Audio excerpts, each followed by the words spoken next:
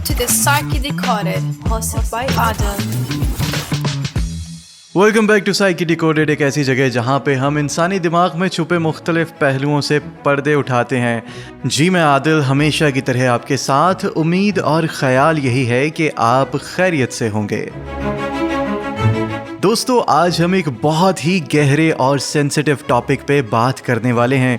हमारे माँ बाप से हमारा रिश्ता कैसा है और उस रिश्ते में छुपा वो गुस्सा, वो घुटन जो हम अक्सर महसूस करते हैं लेकिन बोल नहीं पाते। अक्सर हम देखते हैं कि जो थ्योरीज, जो अच्छी बातें हम किताबों में पढ़ते हैं, उन्हें अपनी असली ज़िंदगी में अप्लाई करना कितना मुश्किल होता है। और जब बात हो हमारी फर्स्ट फैमिली की, हमारे पेरेंट्स और हमारे बहन भाइयों की, तो ये प्रॉब्लम और भी पेचीदा हो जाता है। क्योंकि हमारे सभी रिश्तों में सबसे ज़्यादा इन्फ्लुएंशियल अगर कोई है तो वो हमारी फैमिली होती है। ये रिश्ते सीधे साधे नहीं होते, क्योंकि हमारी फैमिलीज़ में कुछ कवानीन और कुछ मुकाम पहले से ही सेट हो चुके होते हैं कि किसको क्या सोचना है, किसको क्या महसूस करना है और कैसे बर्ताव करना है। इन रूल्स को चैलेंज करना, इन्हें बदलना बिल्कुल भी आसान नहीं होता। ख़ास तौर पे जब फैमिली का कोई एक फ़र्द इन पुराने पैटर्न्स को छोड़कर कुछ नया करने लगता है तो फैमिली में एंजाइटी भर जाती है, सबको टेंशन होने लगती है और फिर हर कोई उस बंदे को वापस पुराने तरीके पे लाने की कोशिश करने लगता है। दोस्तों, इस एंजाइटी और डिस्कम्फर्ट को फेस करने की बजाय हम दो गलतियां करते हैं जो इस तब्दीली को होने से रोक देती हैं। पहली गलती हम ये करते हैं कि हम फैमिली मेम्बर्स को कन्फ्रंट करते हैं, उन्हें बताते हैं कि उनमें क्या गलती है और उन्हें कैसा सोचना चाहिए या कैसा बिहेव करना चाहिए। मतलब हम दूसरे इंसान को बदलने की कोशिश करने लगते हैं और ये इंसान ना चाहते हुए भी अपसेट और डिफेंसिव हो जाता है। हम फ्रस्ट्रेट होकर या तो गिल्टी महसूस करते हैं या उल्टे पैर वापस आ जाते हैं और अक्सर हमारी सोच यही होती है कि मेरी माँ या मेरा बाप, मेरा भाई बहन, मेरा दोस्त कभी नहीं बदल सकता, है ना। और दूसरी गलती हम ये करते हैं कि हम अपने पेरेंट्स या बहन भाइयों से इमोशनली या फिज़िकली कनेक्शन तोड़ देते हैं। हम सोचते हैं कि अगर हम घर छोड़कर शहर या मुल्क बदल कर चले जाएं तो इस मुसलसल के गुस्से, मुसीबत या परेशानी से छुटकारा मिल सकता है और फिर हम साल में एक दो दफ़ा ही मिलते हैं, वो भी सिर्फ फॉर्मेलिटी के लिए। इससे शॉर्ट टर्म रिलीफ तो मिलता है, जिससे एंजाइटी कम हो जाती है, इमोशनल इंटेंसिटी कम हो जाती है, लेकिन इसकी एक बहुत बड़ी कीमत है जो हमें ना चाहते हुए भी चुकाना पड़ती है। वो ये है कि हमारी सारी अनरिजॉल्व्ड इमोशनल इंटेंसिटी किसी और रिश्ते में बाहर निकलना शुरू हो जाती है। जैसे कि आपके सोलमेट्स, आपके बच्चे या आपके दोस्त के साथ मुसलसल लड़ाई झगड़े शुरू हो जाना। और इस इमोशनल डिस्टेंसिंग से हम अपने नए रिश्तों में भी खुलकर बात नहीं कर पाते। और फिर जब हम अपनी फर्स्ट फैमिली के साथ अपना रिश्ता ठीक कर लेते हैं ना, तभी हम अपनी ज़िंदगी के हर रिश्ते में खुलकर सुकून से रह सकते हैं। और मैगी की स्टोरी हमें यही सिखाती है कि हम वापस घर जा सकते हैं और अपने गुस्से से कुछ अलग तरह से डील कर सकते हैं।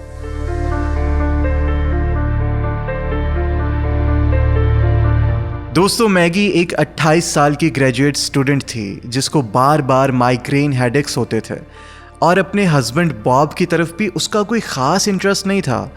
जब वो थेरेपी के लिए आई तो उसने सिर्फ अपनी माँ के बारे में बात की।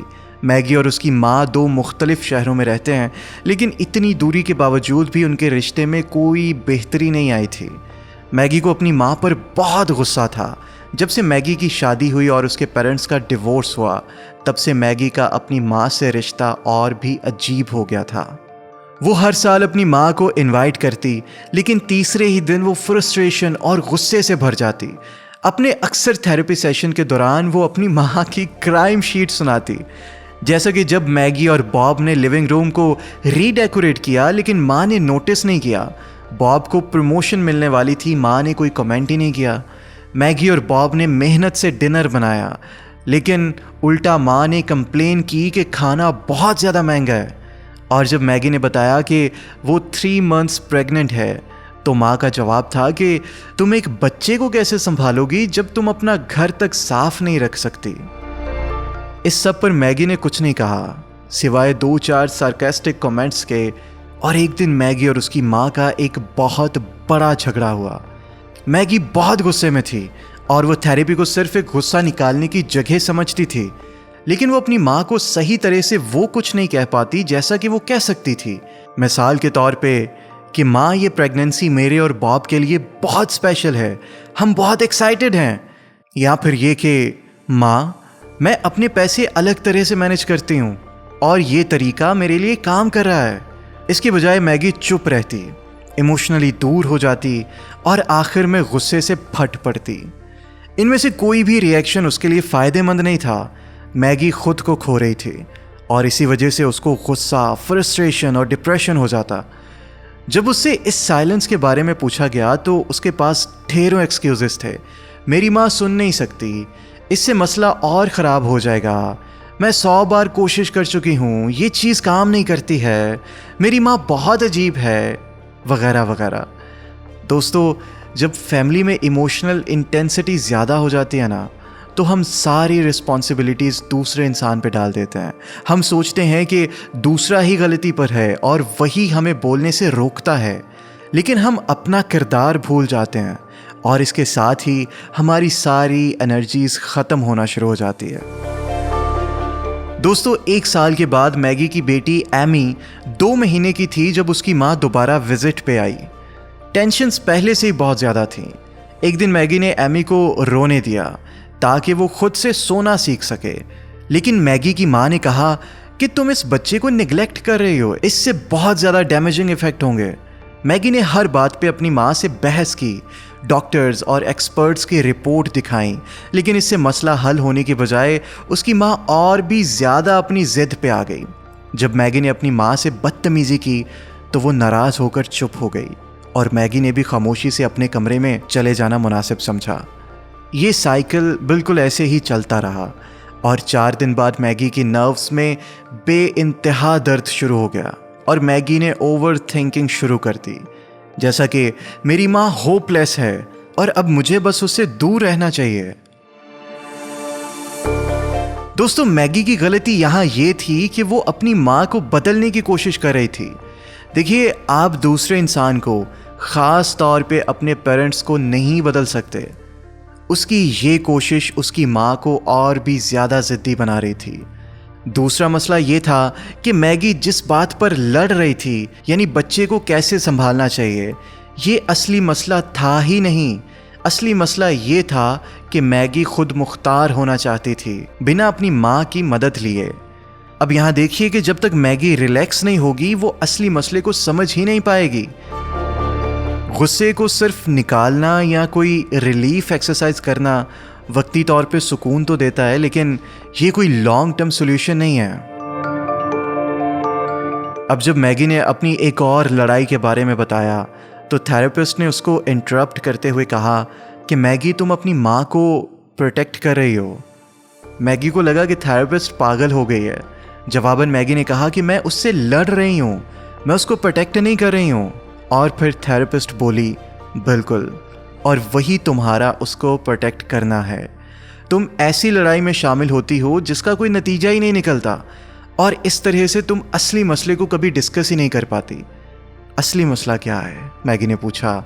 असली मसला ये है कि तुम्हारी बेटी की केयर की रिस्पॉन्सिबिलिटी किसकी है, ये फैसला लेने का हक किसको है? इस सवाल ने मैगी को बहुत गहरी सोच में डाल दिया और जवाबन मैगी ने कहा कि शायद मुझे खुद नहीं पता कि मैं कहाँ पे खड़ी हूँ। इसके बाद मैगी ने अपनी माँ को क्रिटिसाइज़ करने की बजाय अपने हालात पर गौर करना शुरू किया। उसने इस चीज़ को एक्नॉलेज किया कि वो अपनी माँ को अपनी नई फैमिली से दूर रखने पर गिल्टी महसूस करती है। वो अपनी माँ को अपने पास रखना चाहती है ताकि उसकी माँ तन्हाई में और ज़्यादा डिप्रेस ना हो। मैगी को पता चला कि उसकी पैदाइश के बाद उसकी माँ को शदीद डिप्रेशन हुआ था और उसको इलेक्ट्रोशॉक थेरेपी भी दी गई थी। मैगी डरती थी कि एमी के पैदा होने से उसकी माँ दोबारा डिप्रेस ना हो जाए। दोस्तों, अब एमी करीबन 1.5 साल की हो चुकी है और मैगी की माँ दोबारा विजिट पे आई है। एक दिन ऐसे ही एमी रो रही थी और मैगी की माँ ने उसको गोद में उठा लिया और कहा, मैं इसको रोता हुआ नहीं देख सकती।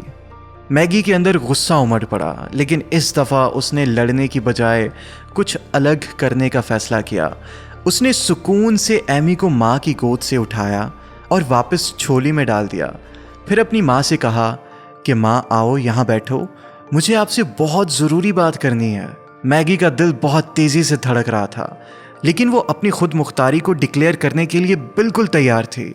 जब वो दोनों सोफे पे बैठे तो मैगी ने अपनी माँ को गुस्से या क्रिटिसिज्म के बगैर कहा कि माँ, मैं जानती हूँ आप एमी की बहुत फिक्र करती हैं और मैं इसकी कदर करती हूँ, लेकिन मॉम, एमी मेरी बेटी है और मैं बहुत स्ट्रगल कर रही हूँ एक अच्छी माँ बनने के लिए।